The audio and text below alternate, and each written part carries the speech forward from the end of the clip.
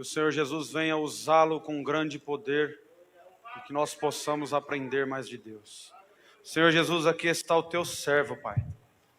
Senhor Jesus, venha abençoar, Senhor, esta palavra. Que a tua graça venha descer sobre nós, ó Pai. Que nós possamos, ó Pai, entender o teu propósito, ó Pai. E que nesta noite, ó Pai, nós podemos, Senhor, crescer e crescer mais em Ti, ó Pai. Abençoa o teu servo nesta noite, em nome de Jesus. Amém. Graça e paz, amém, queridos? Louvado seja Deus por mais essa noite.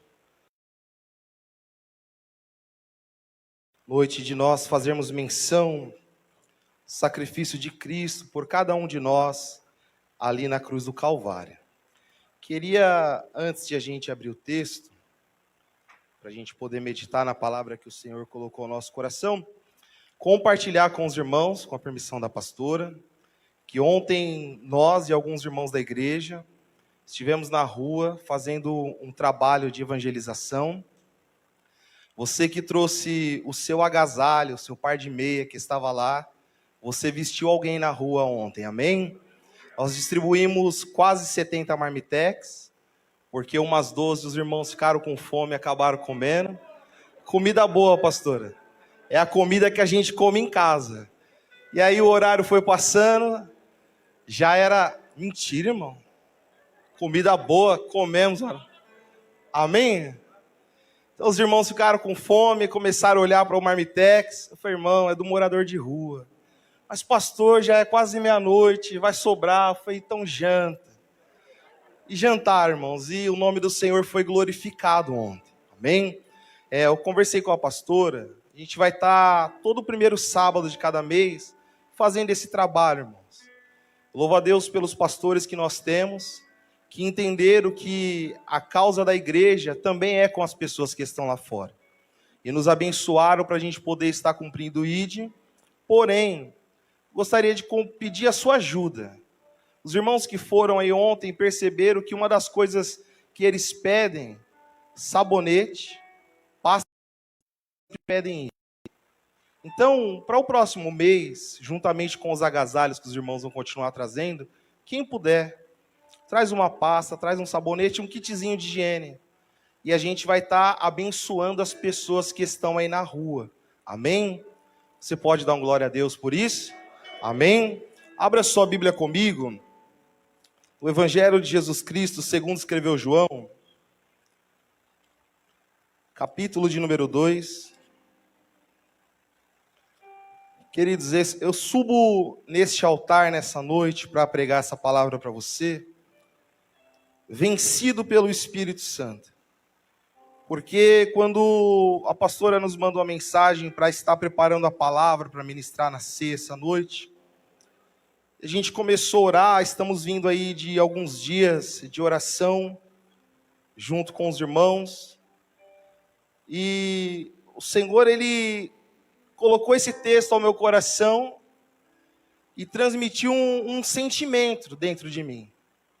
E eu falei, Senhor, é muito complicado, porque, pelo que eu estou entendendo, o Senhor quer que eu transmita aquilo que o Senhor sente.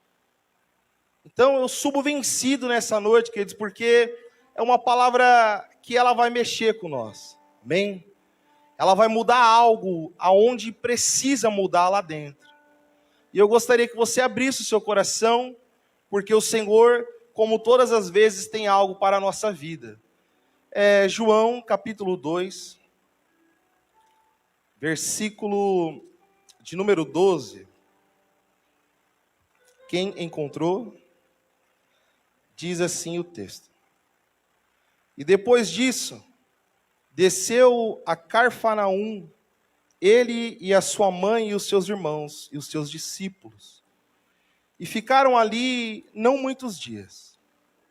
E estava próxima a Páscoa dos judeus, e Jesus subia a Jerusalém, e achou no templo os que vendiam bois e ovelhas e pombos, e os cambiadores assentados. E tendo feito um azorrague de cordéis, lançou todos fora do templo, bem como os bois e as ovelhas, e espalhou o dinheiro dos cambiadores e derrubou as mesas. E disse aos que vendiam pombos: tirai daqui estes e não façais da casa do meu pai casa de vendas. E os seus discípulos lembraram-se do que está escrito: o zelo da tua casa me devora. E responderam, pois, os judeus e disseram-lhe: que sinal nos mostras para fazeres isso? E Jesus respondeu e disse-lhes: derribai este templo e em 3 dias o levantarei. Amém? Louvado seja Deus. Esse é o texto para a nossa meditação nessa noite. Quando a gente dá uma lida rápida nesse texto, a gente não consegue assimilar aquilo que João está querendo descrever para o coração do leitor. E eu fiquei a semana inteira, meditando, orando, falando com Deus acerca desta palavra. E fui estudar, irmãos. Porque a gente precisa orar, jejuar, consagrar. Nós precisamos se ater um tempo e se aplicar ao estudo da palavra, para que o Espírito ele possa fazer uma junção de tudo isso e trazer para o coração da sua igreja, Leandro, uma palavra que possa edificar. E quando a gente olha para esse texto, nós vemos que o narrador ele vem dizendo que era a festa da Páscoa. Era uma data típica onde todos os judeus que estavam espalhados aí pela terra, eles se organizavam e vinham em grandes caravanas para Jerusalém para participar do ritual de Páscoa. Quando a gente lê o texto, fala, era uma festa, era uma Páscoa, mas não era qualquer festa. Era a festa que trazia-se ao coração dos judeus o sentimento de liberdade que Deus deu para o seu povo quando eles estavam cativos lá no Egito. Quando Deus fala para Moisés, para o povo separar ali um cordeiro e passar o sangue no umbral da porta. Então se tornou um mandamento para os judeus fazer sempre a festa em memorial de que Deus já havia os libertado das mãos fortes de Faraó. Então não era qualquer festa, era festa onde se celebrava a libertação que Deus dara para o seu povo. E quando a gente fala de templo, onde esses homens estavam vendendo os bois, vendendo esses animais, a gente consegue entender que ali era um lugar, um pátio externo, onde os gentios ficavam. E ali os gentios começavam a se achegar ali na casa de Deus. Era uma festa onde se anunciava a remissão de pecados também. E os judeus que ali chegavam, já chegavam para apresentar os sacrifícios e alcançar o perdão anual da parte de Deus. E a palavra vai dizer que Jesus desce para Jerusalém e ele fica um tempo naquele lugar. E quando ele chega no templo, irmão, ele se depara com aquela cena triste. E nós sempre pregamos que Jesus ele é amor. Nós sempre expressamos o amor de Jesus para o seu povo, mas quando a gente lê esse texto, a gente vê que Jesus, por um momento, pelo zelo que ele tinha pela casa do Senhor, a ira ela vem à tona e ele começa agora, irmão. Tenta imaginar na sua mente. Jesus bravo, virando as mesas, jogando as moedas para o alto, soltando os animais, com um chicote na mão, falando para aqueles homens: vocês transformaram a casa do meu pai em um covil de ladrões. Então o zelo de Jesus pela casa do Senhor era um zelo extremo. Lucas 19 também vai contar acerca de uma outra purificação. Os evangelhos sinóticos também vão falar sobre uma outra purificação, e a gente entende que houve duas. Esta que eu li para os irmãos é a primeira, aonde Jesus está dando início ao seu ministério. E quando ele começa a fazer essas coisas, os fariseus que ali estavam, olham para ele e falam: qual é o sinal que você pode nos dar para fazer tais coisas? Porque se você parar para entender que era um tempo de festa, um tempo de sacrifício, um tempo onde havia muitos judeus voltando para Jerusalém, e Jesus chega no templo e mete o pé em tudo, a cidade principal parou para ver aquela cena. E eu falando com Deus, queridos, acerca desse texto, eu consegui entender o sentimento de Jesus. Porque se tem algo que Deus tinha com aquela nação, estava ali naquele templo. Porque o Senhor falou que habitaria no meio do seu povo. Então, quando os judeus tinham que subir na época da Páscoa, para Jerusalém, para o sacrifício, eles tinham que levar uma oferta, um sacrifício aceitável diante do Senhor. E eu falei, Jesus, por que é que o Senhor ficou tão bravo com este povo? E a resposta vai estar em Malaquias capítulo 1. Quando Deus levanta o profeta Malaquias para dizer para aquela nação que a oferta que eles estavam entregando diante do altar não era uma oferta satisfatória. E Deus vai dizer, oferece para o seu governador, oferece para o seu rei aquilo que vocês estão trazendo para mim e vê se eles se agradam. Pastor, o que isso tem a ver com Jesus em João 2? Tudo. Porque se perdeu aquele sentimento de ir até a casa do Senhor, com humildade, com quebrantamento e levando uma oferta separada. Uma oferta, aleluia, que foi gerada com um sentimento de gratidão. Então os judeus passaram a não mais se preparar para a Páscoa. Eles passaram a chegar no templo, levavam moedas no seu bolso, e quando chegava no pátio dos gentios, eles compravam qualquer animal que ali estava, oferecia diante do sacerdote, para o sacerdote sacrificar. E eu, vencido por Deus nesse texto, querido, eu queria trazer algo para você nessa noite. Que muitas das vezes nós podemos estar com o mesmo sentimento que os judeus tinham, com essa facilidade de chegar no templo e já ter uma oferta para ser comprada ali, para apresentar diante do altar. Pastor, não estou entendendo. É que muitas das vezes, querido, nós deixamos de ter o entendimento do que é o fato de estarmos aqui num culto de ceia. Deixamos de ter um sentimento no nosso coração, aleluia, acerca do preço que foi pago por cada um de nós ali na cruz do Calvário. Para que nós pudéssemos nos ajuntar aqui, aleluia, em uma noite de domingo como essa e vir apresentar um culto de louvor diante de Deus. E eu sei que os dias, irmãos, por conta da pandemia, os dias são maus e está cada vez mais difícil a gente conseguir, aleluia, concentrar o nosso coração nas coisas de Deus. Mas o Senhor, Ele veio falando na ministração dos louvores que Ele vem nessa noite como um pai. Ele vem dizendo, aleluia, na ministração dos louvores que Ele quer restaurar o relacionamento com o seu povo. Ele quer trazer os seus filhos para perto, Ele quer trazer a sua igreja, aleluia, para o centro da adoração novamente.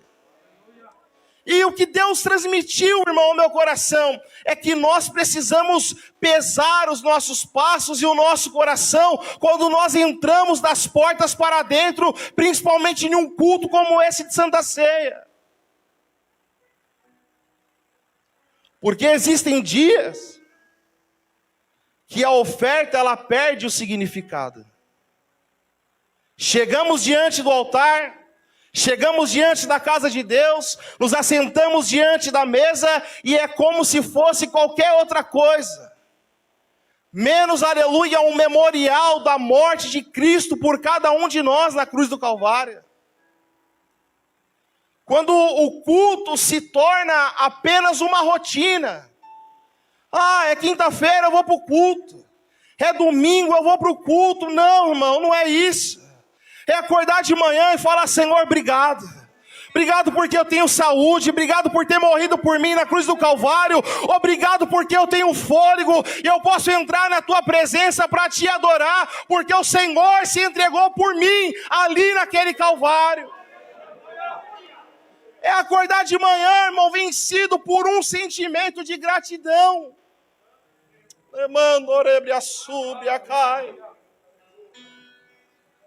É entender que a leitura da palavra, ela não pode ser algo pesado, nós temos que ter prazer nessa palavra.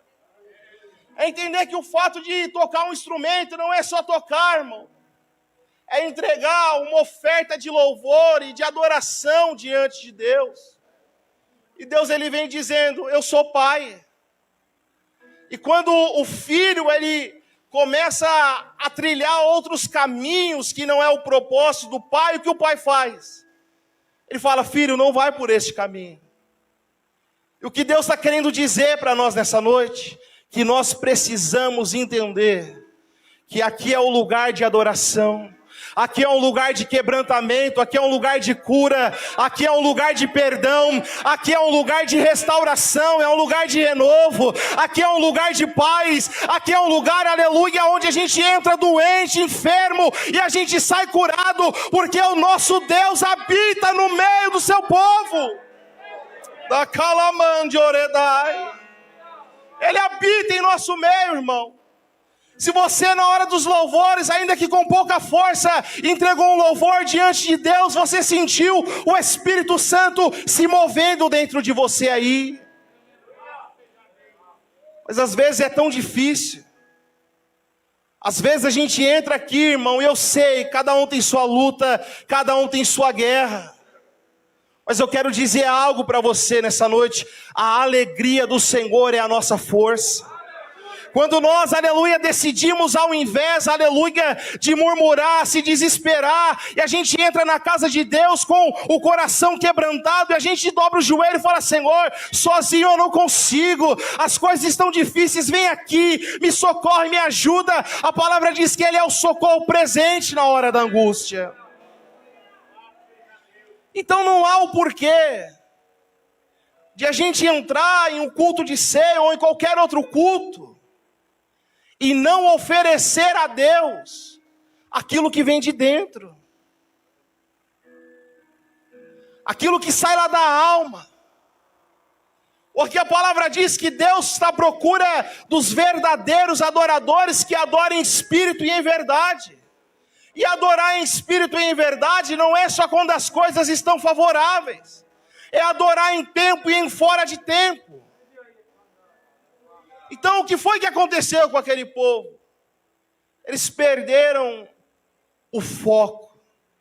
Eles se esqueceram o significado daquilo que eles iriam fazer em Jerusalém. E quando Deus chama o povo em Malaquias capítulo 1, Ele vai expressar uma verdade do seu coração. Ele fala, olha, eu não estou me agradando. Porque esse sacrifício é um sacrifício incompleto. É um sacrifício defeituoso. Fala para o rei, entrega para o governador, entrega para alguém isso e vê se essa pessoa, ela se agrada.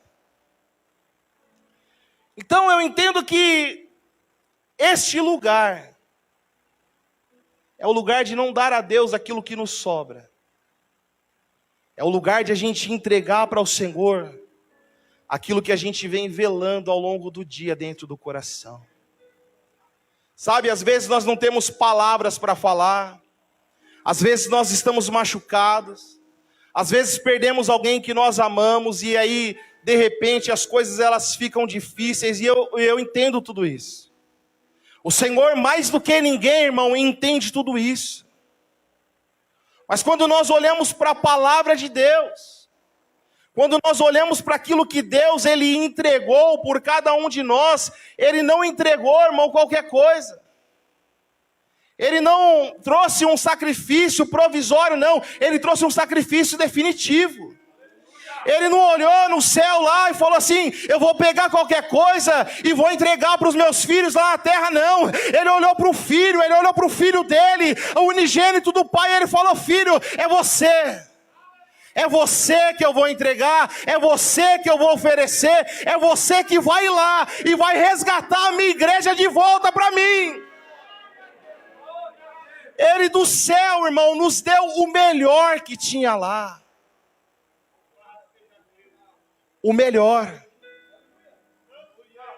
Nos deu o melhor. E Ele habitou no meio de nós. O unigênito do Pai, cheio de graça. E quando Ele chega no templo, irmão, acredito eu, tá? Que sabendo que Ele era o sacrifício que Deus havia provisionado para restaurar o seu povo com o seu Pai. E quando Ele chega ali e vê os cambistas, vê aqueles homens no templo negociando ofertas que estavam doentes, que eram inaceitáveis, a ira veio. Porque Ele sabia que o Pai estava entregando no altar o melhor. E o que os seus filhos estavam dando em retribuição?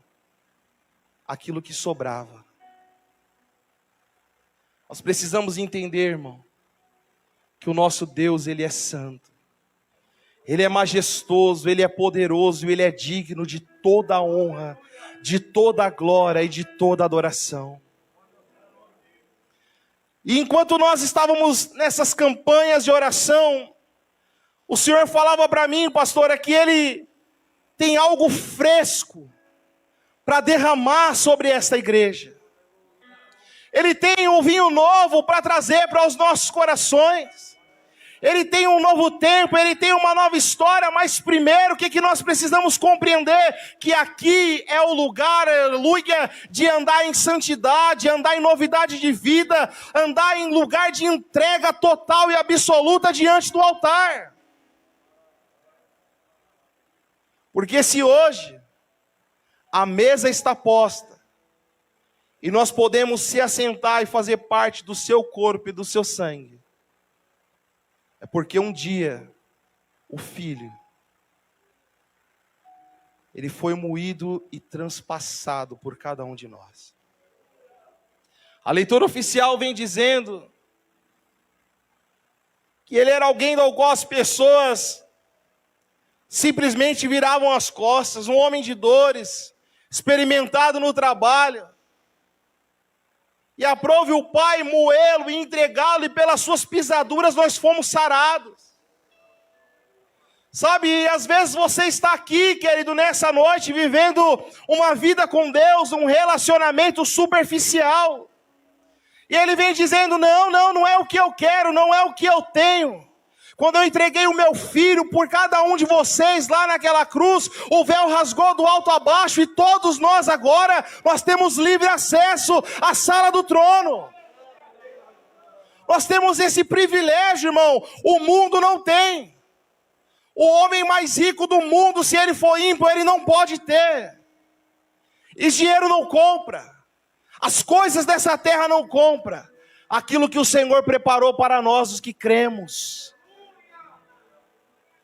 E esse é um privilégio sem igual. Esse é um privilégio, irmão, que nos faz olhar para dentro de nós. E fazer uma reflexão sincera e honesta. Senhor, será que aquilo que eu tenho te entregado no altar tem sido o meu melhor? Será que aquilo que eu tenho te dado tem sido o que te agrada? Será que é uma oferta de perfume suave? É lógico que nós não podemos comparar e colocar numa balança, Cristiano, aquilo que Deus deu. Porque Ele deu o Filho unigênito. E o que é que nós podemos entregar? Um coração quebrantado, contrito e humilde diante do altar. E esse, o Senhor não rejeita. Sabe, eu não sei como você tem vivido. Eu não sei como tem sido os seus dias. Eu não sei com qual sentimento você entrou por essas portas nessa noite. Mas eu quero dizer para você, irmão, debaixo dessa palavra, que aquilo que você tem vivido com Deus pode melhorar e pode melhorar muito. Aquilo que você tem dado para Deus pode melhorar e pode melhorar muito.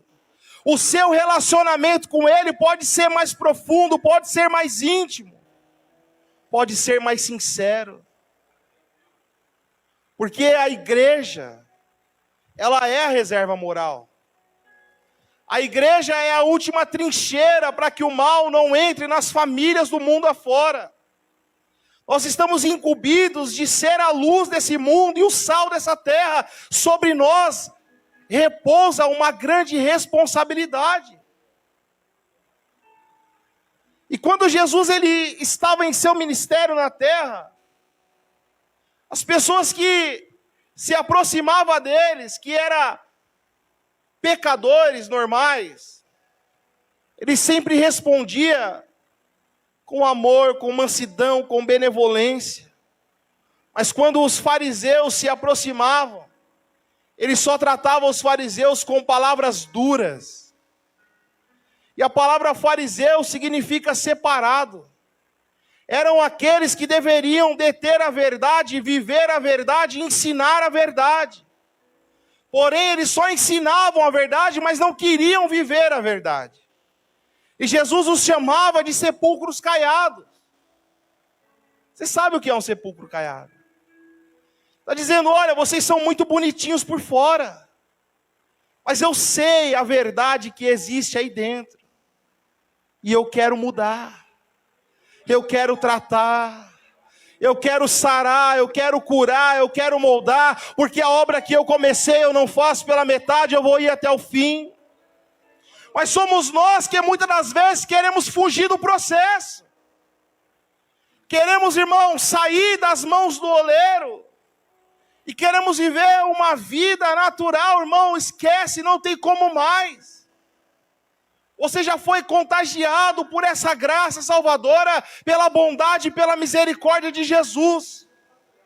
Você não vai conseguir se adaptar lá mais lá fora.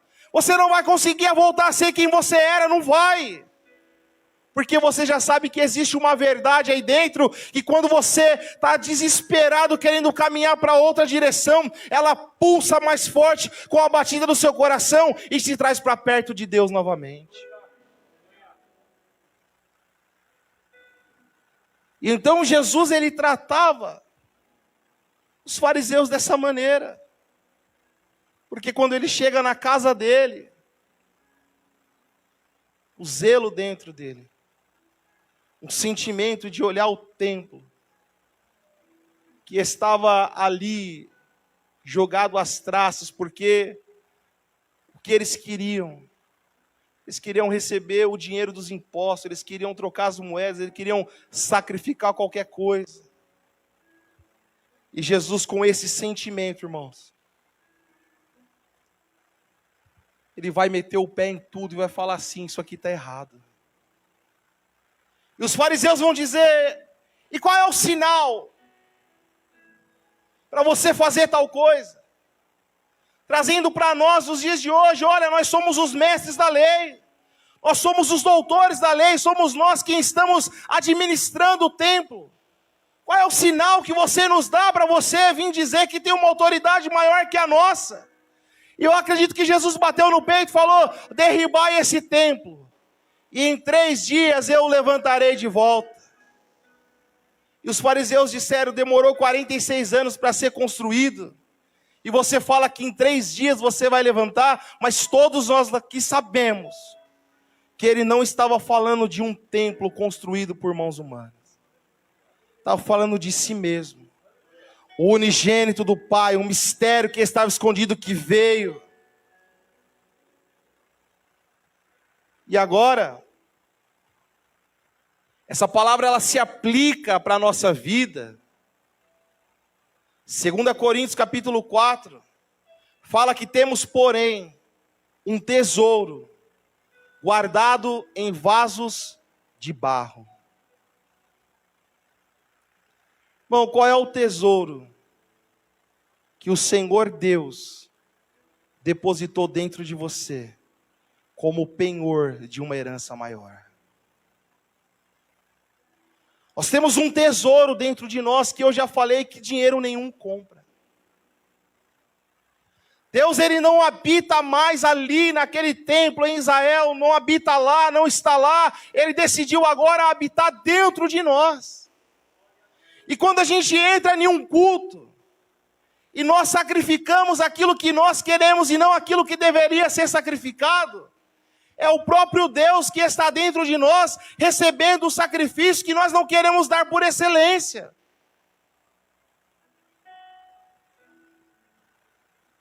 Então nós podemos entender que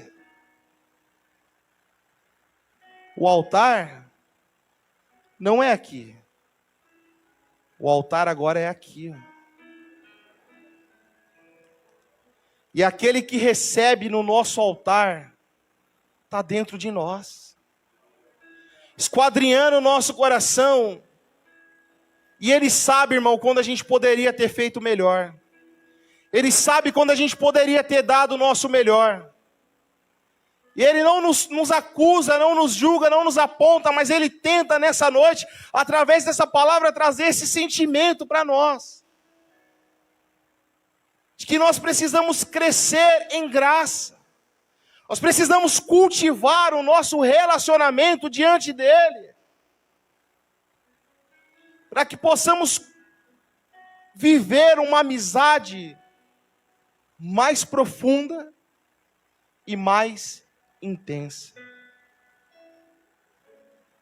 Eu sei que uma palavra como essa, queridos, é um tanto quanto difícil de esboçar uma alegria. E eu, como ministro do Evangelho, eu sei a sinceridade que eu tenho e o peso que repousa, e eu nem quero, irmão, que você fique alegre. Porque é o que eu falo para os meninos, o melhor culto não é o culto que a tampa da chaleira voa, é quando o fundo cai. É quando a gente consegue olhar para dentro de nós e entender que o nosso relacionamento com Deus tem sido um relacionamento que é superficial, que pode melhorar. E Deus, Ele tem realmente algo novo para nós, Ele tem uma presença nova, Ele tem um vinho novo, mas Ele não vai trazer o novo se nós continuarmos sendo os velhos. Não estou falando de doutrina, não estou falando de direção de culto, não estou falando de igreja, estou falando de nós, irmãos. Como filhos de Deus, como aqueles que já receberam a verdade, como aqueles que já têm o Espírito Santo sobre a sua vida. E olha isso. Não há motivo para entregar migalhas para Deus, uma vez que Ele nos deu tudo que havia de melhor na eternidade. Essa palavra, ela precisa entrar aqui dentro, irmão, e virar uma chave dentro de nós. Porque a tendência é cumprir a palavra, e o amor de muitos vai esfriar cada dia mais.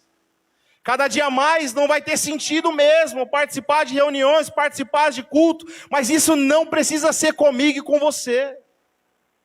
Cada dia mais o povo ele vai se apartar da verdade, porque o apóstolo Paulo escreve a Timóteo, ele fala que nos últimos dias se levantariam mestres para si mesmos.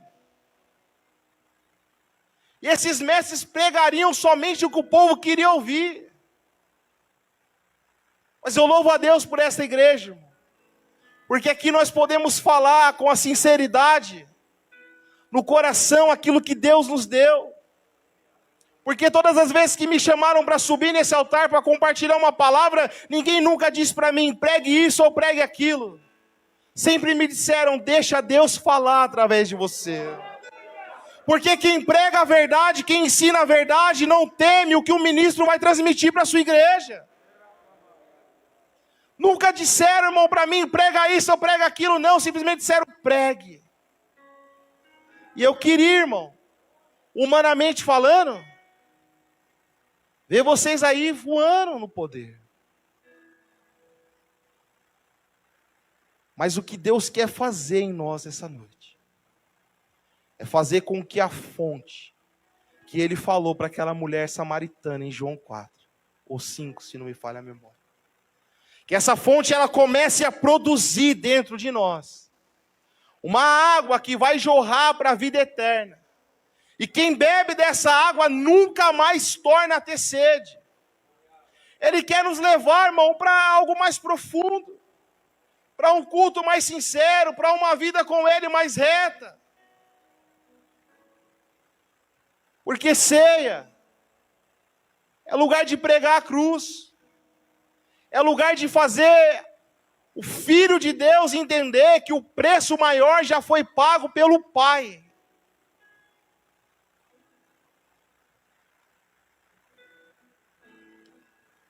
Isaías 53, 10, fala que foi a vontade do Senhor esmagá-lo.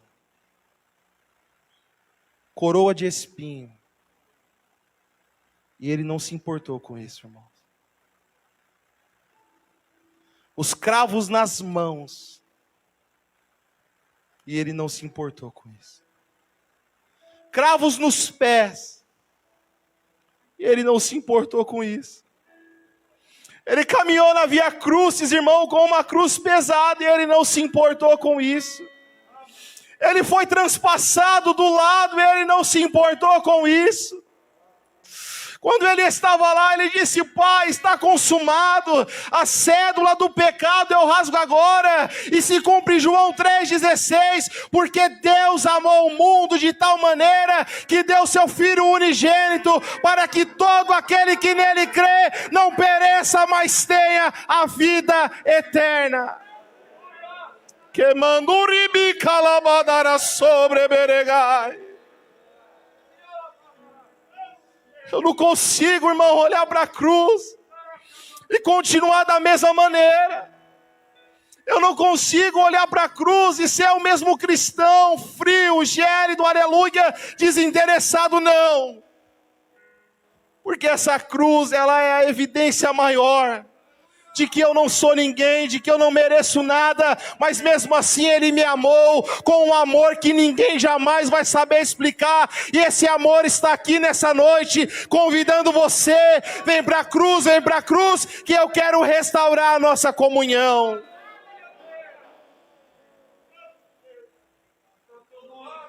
Ele está aqui, irmão. Ele está aqui.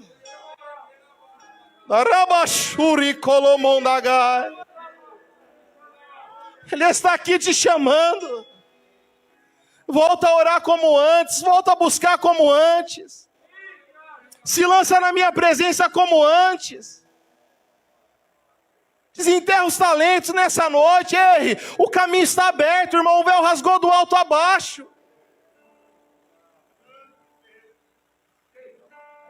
Calabadaraçu.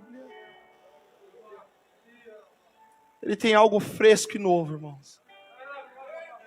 Ele tem algo fresco e novo para derramar sobre nós. E pode ser essa noite. Pode ser agora, querido. Porque nós temos que ter o sentimento de que o nosso sacrifício diante do altar tem que nos custar alguma coisa. Porque senão para Ele não serve.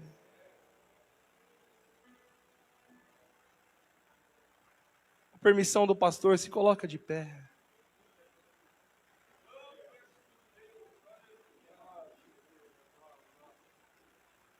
Não sei como você está, querido. Não sei como essa palavra ela entra no seu coração. Entenda, eu não estou te julgando, não estou te apontando. Mas é o Espírito quem vem e nos impele e nos faz ficar vencidos. Para que possamos